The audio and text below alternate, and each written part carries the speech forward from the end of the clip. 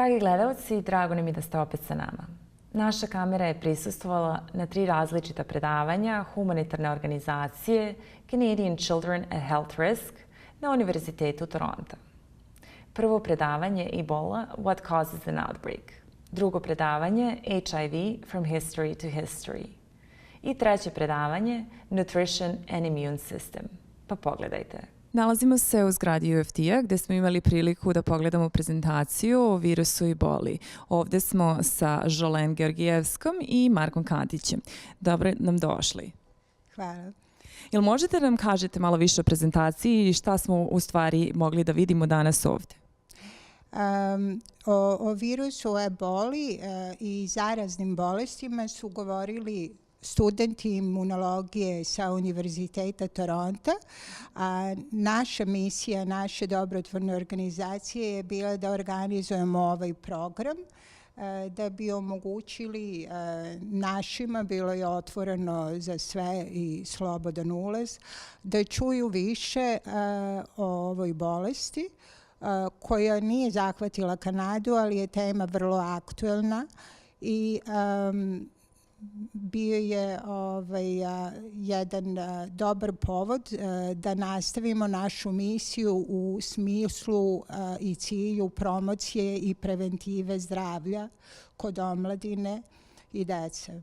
Možete da mi kažete, to je vaša organizacija uradila. U stvari vi pravite ove prezentacije često i sljedeća prezentacija će da bude na virusu HIV.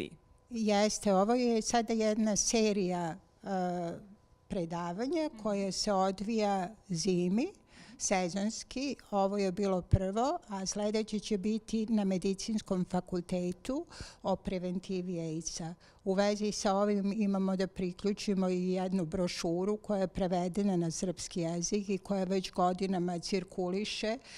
Prezentirana je i Crvenom krstu Srbije i Omladini Jazes Srbije, a inače ovdje je uvek prezentiramo na našim predavanjima, gde isto tako donosimo i kondome, tako da ako nekome treba može da se posluži da ima kod sebe i da čuju više i o tome. To će biti 4. februara.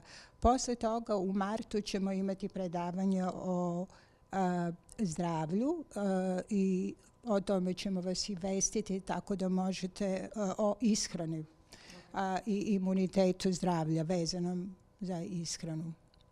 Sad sam htjela i malo da pritam Marka Kostića koji je ovdje sa nama, u stvari Marka Katića koji je sa nama. Hi, I just wanted to ask you a little bit more specific about what we heard today about Ebola and virus. How does it start, what we can do to prevent it, and should we be afraid? Yes, this is a wonderful collaboration with the charity working with the academics at U of T. This is amazing because there are these sources of very advanced students who are studying hard these various issues that impact the world. And to have the opportunity to be here in this Heart House, which is a major part of the U of T, and to have from the academics themselves who are an opportunity to see and ask questions and learn things, and it's a wonderful source of these slides. These students working on masters and PhDs, they have studied hard on these things here, and you won't get this kind of detail and breadth of introduction to these very, very complicated issues of infection, and so you can learn so much, and this is amazing. And to have the ability to question them, and which you can't do with a newspaper or on a TV. So this was fantastic. Would you be able to summarize what did they say? How can we prevent this, and where did it start? Should we be afraid? There are little topics they touched on. So what would you say to public that is watching this right now? What exactly did we learn today, and how valuable this lesson was? The main thing is Canada is beautifully located. We have a very good health system. We have hygienic water. We are not at risk compared to the very poor countries in Africa. And only under certain circumstances is this a problem. And it looks like the Ebola outbreak is peaking. So it's once again, these epidemiological outbreaks have a history, have a dynamic, and it's going to become less and less. So Canadians do not have to worry at all. The main thing is you have to look after your immune system, because it's the human immune system that will finally cure, and it needs about 12 days to get rid of the Ebola. So the Ebola is not a deadly disease if you have a good access to good water, health infrastructure. So there's absolutely no reason to have a panic or any kind of, and this is probably just due to the media, but you need the media in order to bring attention. But Canada, I think, has no active cases. North America, I think, had a couple which were successfully dealt with, so it's not an issue. So it's the main thing is that we are extremely lucky to be here. Nalazimo se na Univerzitetu u Torontu u Medical Science centru gdje smo upravo odgledali prezentaciju o HIV virusu i SIDI. Ovdje smo sa Zolen Georgievskom i njenim sinom Nikolom. Dobar dan, dobrodošli. Recite nam malo više šta se ovdje dešavalo. Hvala. Ovo je naše redovno predavanje o preventivi SIDE, s obzirom da je SIDA i dalje globalni problem i da još uvek nije izlečiv, a funkcija naše dobrotvorne organizacije Kanađani za decu sa zdravstvenim rizikom je upravo da vršimo promociju zdravlja i preventivu, naročito među omladinom. Radi toga se ovo predavanje održavalo na fakultetu i za to smo angažovali grupu diplomiranih studenata imunologije, takozvani Science Chat, jer smo smatrali da bi na taj način mogli da privučemo više mladih ljudi da učestvuju u ovoj diskusiji. Inače, našu organizaciju je zasnovao dr. Nikola Georgievski, koji je u Srbiji, to jest bivšoj Jugoslaviji, 1984. zasnovao prvi komitet za SIDU. I u vezi sa tim su nam se javili i Crvenog krsta iz omladine Jazas da bi im više rekli o nama i našim delovanjima i aktivnostima ovde. Tom prilikom smo još pre nekoliko godina našu brošuru Stop AIDS preveli i na srpski jezik. Ukoliko bilo kod slušalaca želi više da čuje i zna, mi možemo da im pošaljemo i prevedenu informaciju na srpski i isto tako da pogledaju naš website children@healthrisk.com radi više informacija o budućim predavanjima. Koliko mislite da su ova predavanja stručna i koliko ljudi trebaju da posećuju ova predavanja? Pa ova predavanja mi već godinama održavamo radi preventive. Osnovni način preventive su kondomi i informisanost. Vi ste isto tako bili prisutni na predavanju i videli ste da studenti koji su diplomirali imaju najnovije podatke sve do toga kakva je danas situacija. Sad, razlog zbog čega mi hoćemo da informišemo omladinu, jer nažalost između skoro 50% slučajeva zaraženih su omladine između 14 i 19 godina. To je nešto novo što sam ja upravo saznala, koje nisam znala. Recimo, vaš sin šta bi mogao da kaže? What would you be able to say about the presentation that we have seen today, and tell us a little bit more about your volunteer work with the organization?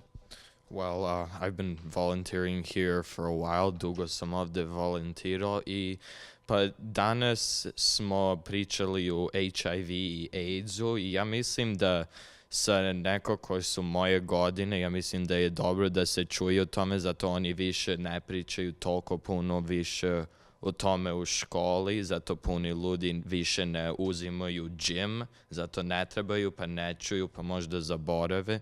Puno stvari su dobre i it was interesting, and I think there's a lot to learn and that there's lots of ways that it can be taught, and I really enjoyed it. And so you did find it educational? Yeah, very educational compared to other things that they've taught us at school. This is more direct, and these people who are talking about it are more recent, and they know more things than just like gym teachers at our school who are just telling us what they've read in the textbook. This is more on the front lines of development and research and that kind of stuff. What was something new that you heard from the presentation today that you didn't know before? Well, I think the most recent thing that I heard was about the HERV that they're developing here at U of T, their research labs. And as far as I remember, it's some type of dead vaccine in the human body that can be activated to essentially destroy HIV. And I think it's the newest thing, and it's probably the most revolutionary right now. And hopefully that might bring up one day some sort of cure, but, you know, no guarantees, but it sounds pretty promising. And I think that's the newest thing I learned, definitely. Nalazimo se po treći put na UFT-u sa zanimljivim informacijama koje smo mogli da čujemo večeras ovde sa Zolen Georgievskom, koji je inače predsjednik Canadians for Children at Health Risk organizacijom. Zolen, dobro veče, dobrodošli. Možete nam reći šta se večeras dešavalo i koja lekcija bila u pitanju? Kao jedan od naših programa danas na fakultetu održali smo jedno predavanje vezano za imunitet i zdravlje. S obzirom da je ta tema već dosta poznata, ovdje smo više čuli o problemima neishranjenosti, koje je najveće u trećem svetu, i problemima preterane ishrane koje postaje globalni problem svuda. Tako da to je bio praktično razlog ovog razgovora danas i savjeti koji su bili vezani za korišćenje pravilne ishrane, vitamina, minerala, vežbanja, pravilnih dijeta za svakoga, jer to je uvek dobro došlo. Koji je bio jedan od savjeta koji je od velike pomoći što se tiče ishrane i imuniteta? Pa najvažniji je balans, a to znači da bi postojao imunitet zdravlja, potrebno je da se čovjek redovno hrani i još važnije je da jede kuvanu hranu, a ne ovu brzu koja je vrlo često zbog brzine života ovde u modi. A pored toga jako je važno i vežbati i to naravno svi znamo, ali ponekad zapostavljamo opet radi obaveza. Pošto se ovo održavalo na fakultetu, htjeli smo da utičemo najviše na mlade ljude i zato su i graduate student imunologije o tome govorili, tako da bi lakše mogli da prenesu to na ljude koji će doći da slušaju ovakvo predavanje, treće po redu u ovoj seriji. Vaša organizacija organizuje ova predavanja. Možete da mi kažete malo više o vašoj organizaciji? Children at Health Risk. Pa naša organizacija je zasnovana 1995. i cilj je preventiva zdravlja dece i omladine. Zasnovao je dr. Nikola Georgievski, koji je bio profesor u bivšoj Jugoslaviji, i uglavnom u tim preventivnim programima u Torontu se bavimo održavanjem predavanja i seminara na raznim lokacijama, bibliotekama i zadnjih nekoliko godina na fakultetu, jer tu je nekako najbolji odziv mladih ljudi. Hvala vam puno. Pored vas je i Marko Katic. Hi, Marko. Marko doesn't speak Serbian, but we would want to yes, few words. We want to hear a little bit from you about what we listened to today and what this lecture was about. Yes. Well, first of all, I'm very interested in nutrition and the underlying nutrients and all this thing here. And I'm also totally fascinated with the immune system, which is one of the most powerful built-in systems that has been developed over millions of years.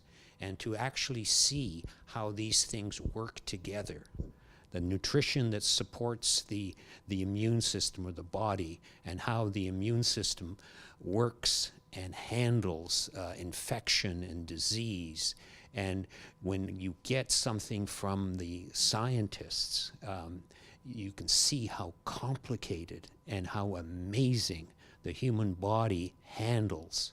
So it's in everybody's best interest to make sure that they have the best nutrition that they possibly can, and to keep reading and learning. And this is an example of the dissemination of knowledge from the people that are extremely focused on these complicated subjects, and now showing it how it affects our lives. And so it's wonderful, wonderful job that these lecturers do, and it's a privilege to witness and be able to talk and get your questions. And a little bit of knowledge is dangerous, but this is really, really an amazing set of seminars on these topics, and especially these two big topics of nutrition and the immune system. Well, just to keep it a little simple, what would be the food that you would recommend for people to eat? Natural food. Stay away from anything that's processed, because everything that's processed is designed to be on the shelf.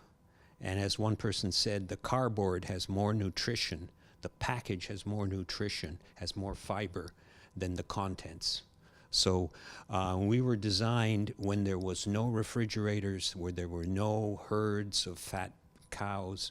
We had to hunt and walk, and so the closer we can get back to the vegetables, the natural, organic, the better. The body really can use this. And unfortunately, we have the food industry that is engineered by these specialists who do not eat the food they engineer. And so anyway, so so my advice is protect your sleep. Your immune system recharges itself when you sleep. Make sure you don't stress yourself chronically. A little bit of exercise. We're designed to keep moving. So you have to keep moving. You have to eat little, because the thing about this, there's such a thing as overnutrition. People are addicted to supplements and all these things here. The body can't get rid of them, you know. So you have to be balanced.